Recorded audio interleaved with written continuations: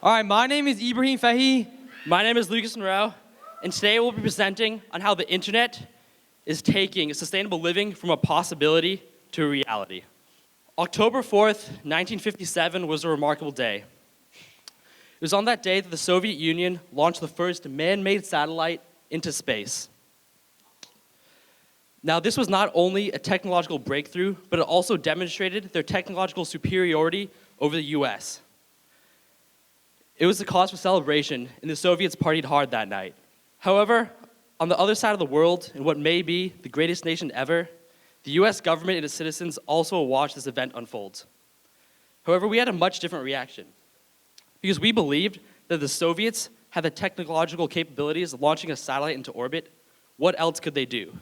Could they send a missile across the globe into US soil? This was not only a cause for concern because of the human lives that could be lost, but because at the time, US long-distance communication was solely relied upon the telephone lines. As you can see here, the telephone lines are what connected the entire US coast to coast. We believed that with well-placed missiles, the Soviet Union could effectively cut off long-distance communication within the US. From a military standpoint, this would obviously place us at a huge disadvantage if war ever did erupt. In addition, this meant that little Johnny in California couldn't call up his girlfriend, little Susie in New York, to keep the spark in their long-distance relationship alive. Obviously, this was unacceptable, so the US government began looking for solutions. 5 years later, they got one from a scientist at MIT. He proposed an intergalactic network of computers that could communicate wirelessly. This was the foundation and the vision of our modern-day internet. So you're sitting there, and the message is supposed to read login. And so the first letter shows up, and then the second letter shows up, but then after that, the network crashes. And that day is deemed to be a failure. But looking back on it, it was one of the most monumental moments in history, because that tiny network that failed to send the login message evolved into the most dominant form of information transfer in the world, the internet. Today, the internet sends over 3 exabytes worth of data per day. That's a huge amount of data. In fact, that's a monstrous amount of data. It's Godzilla, monstrous. All right, so how big really is an exabyte? Is it like 10 gigabytes? Is it 20 gigabytes? Is it 1,000 gigabytes? Is it as big as those guns? Well, in reality, it's a lot bigger. Imagine all the words ever spoken by every single human being from the beginning of time. From the gibberish your 2-year-old cousin speaks at your family reunion to the SAT vocab words you recite before you go to sleep. All of those words combined equal 5 exabytes worth of data. 1 exabyte worth of data is equivalent to watching your favorite show, Dragon Tales, continuously for 12.5 million years.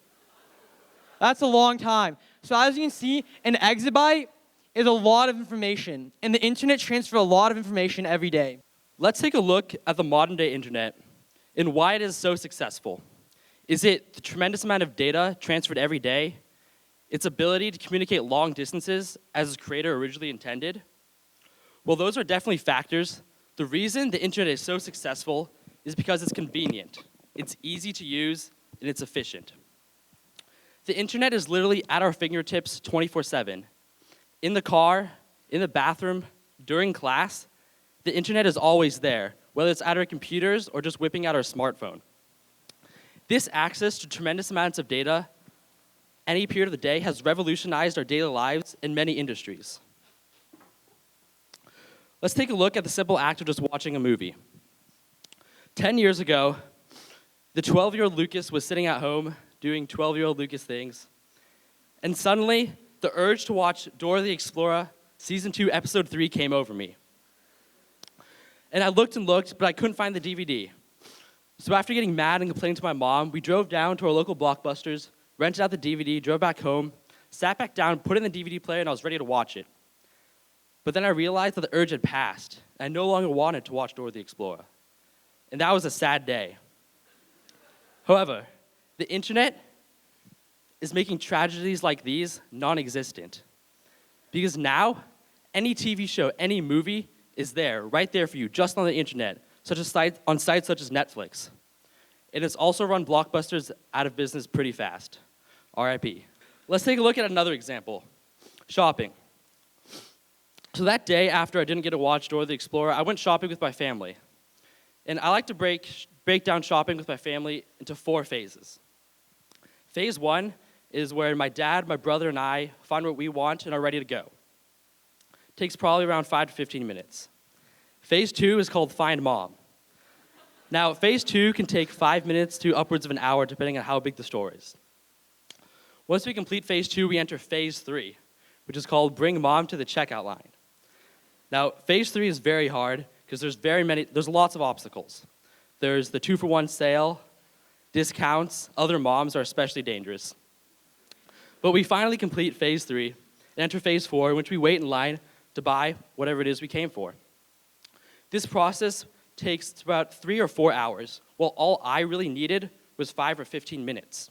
The internet is cutting down on this gross time inefficiency. So now I can just log on to my computer, open up the internet, go on Amazon, and find whatever I want in no more than 5 minutes. That is convenient for me, and it's easily accessible. That is the power of the internet. Let's take a look at our last example, dating. So if we look at the dating game 10 years ago, it was very different. Think about all the people you meet in your entire life. Now think about the fraction of that people that you are romantically interested in and that you could possibly end up marrying. Statistics and probability say that the person you end up marrying is probably not your soulmate. Out of everyone in this world, there's probably 1, 2, maybe even more people who are a better fit for you. And that thought that you don't end up with your soulmate, that makes me sad.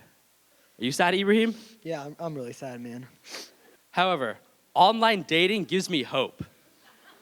Because when you go online, the options are numerous. And not only are there more connections to be made, but the people you're connected to are of a higher caliber for you. Because you can look at their biography, you can look at what they like, what they dislike, and find someone who you could really click with. And that makes finding that one true love that much more possible. And that makes me happy. You happy, Ebrahim? I also like to take this time to share something my friend told me the other day. I'm not going to say his name to protect his identity. Let's just call him Alex Mathis. So the other day, he was telling me how when he goes on family vacations to a town or city he's never been before, he has trouble meeting girls because he's stuck with his family. But Tinder lets him meet them from the convenience of his home. And that is what the internet does. It allows you to connect just from your home. It's convenient, it is easy to use, and it's efficient. Now let's take a little summary of our 3 examples. Blockbuster, getting movies, shopping, and dating, the internet has all done the same central aspects for them. It's made them more convenient, more efficient, and the internet is easily accessible. However, the internet is not the first human innovation to accomplish these things. If we think back, the light bulb, steam engines, trains, heating, they're all to make our lives easier. They're all to make some task more efficient and more convenient. So now there's this movement that's reversing this effect. It's the movement of sustainability. And we're being asked to sacrifice, to conserve, to change the way we live. And we're not just being asked to, we need to stop the global problems of the 21st century, namely resource shortages and climate change. However, despite these huge global problems looming over our head, the majority of us still have not adopted a sustainable lifestyle. We still drive our cars to school. We still take nice, long, hot showers, and we still eat beef. And the reason is, these choices are more convenient and easier than their sustainable alternatives. However, the web has the power to flip that. The web has the power to make sustainable living the mainstream. And it can do this by making sustainable choices more convenient and more accessible, just like it did with the movie industry, the shopping industry, and dating. So today I'm going to show you guys 3 ways, actually 2 ways, which is already doing this. And here we go. So the first involves solar panels. So solar panels have a lot of benefits. They're quiet, they're easy to install on your roof. In the long term, they actually save you money, and they provide clean energy. So after hearing all those benefits, how many of you guys would prefer to get your energy from solar panels instead of fossil fuels? Can you guys raise your hands? Swear. All right. So the majority of people would rather get their energy from solar panels. Yet can those who actually have solar panels installed on their houses raise their hands now? All right, it's actually a lot of people. All right. Whatever, it's still way less than the amount of people who wanted solar panels. So the point is, the reason a lot of people don't have solar panels is because they're not very convenient and they're not very accessible. In order to get solar panels in your house, you have to have a company come over, survey your house, install them, and you have to maintain them throughout the years. And this is a very time-intensive and work-intensive process. And many people just don't want to go through it. So the web is making it much easier to join the solar community. And it's doing that through the way of Mosaic. Basically what Mosaic is you and me can log on to Mosaic and we can browse through hundreds of local solar panel projects. If we see one we like, we can invest in it. And investing is good for two reasons. The first, you make money off it. So you get an interest off your investment. And the second reason is very powerful. In less than an hour, it takes about an hour to invest in one of these projects, you can contribute to a more clean world. This is much easier than actually getting solar panels on your house, but it's still a very easy way you can go home and contribute to a cleaner world. And Mosaic has had a lot of success, even locally. In Oakland, which is like a 20-30 minute drive, in the Asian Resource Center, Mosaic has garnered up over 100 investors that have raised over $40,000 so this building can get solar panels. So obviously the effects are very powerful. And if more and more people started doing this, started investing, then solar panels could explode. So by this time in the talk, some of you guys might be getting a little tired, and you guys might wish you were in a place like this, chilling, in front of the sea, with the sun like in your eyes. So let's talk about vacationing for a second. Vacationing is super fun, right? It's super exciting. You get to see a new place in the world. In fact, last summer, I went to Italy with my sister, Samar, and we went to like Venice, Rome, a lot of cool places. And while we were there, we stayed in a hotel. And before starting this project, I didn't know that hotels are very energy intensive. They're not very efficient at all, and they're bad for the environment.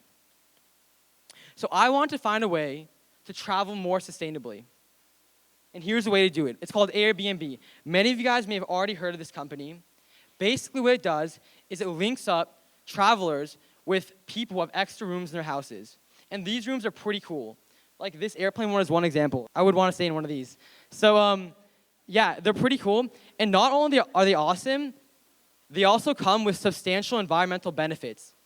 In 1 year, Airbnb did the equivalent of take 233,000 cars off the road, take 88,000 homes off the grid, and save the same amount of water as 1,370 full-size Olympic pools. So by themselves, these numbers are significant. But imagine if the next time you went on vacation, instead of reserving a hotel room, you went on Airbnb and you reserved a room from there. You could contribute to this fantastic environmental impacts. At the end of the day, the environmental debate is very clear-cut. Most of us want to save the environment. Most of us want to protect the environment. But at some point, the talking has to stop, and it has to lead to action. And the internet can help us do that. By making sustainable choices more convenient and more accessible, the internet can make sustainable living mainstream. Thank you very much. Thank you for listening, guys.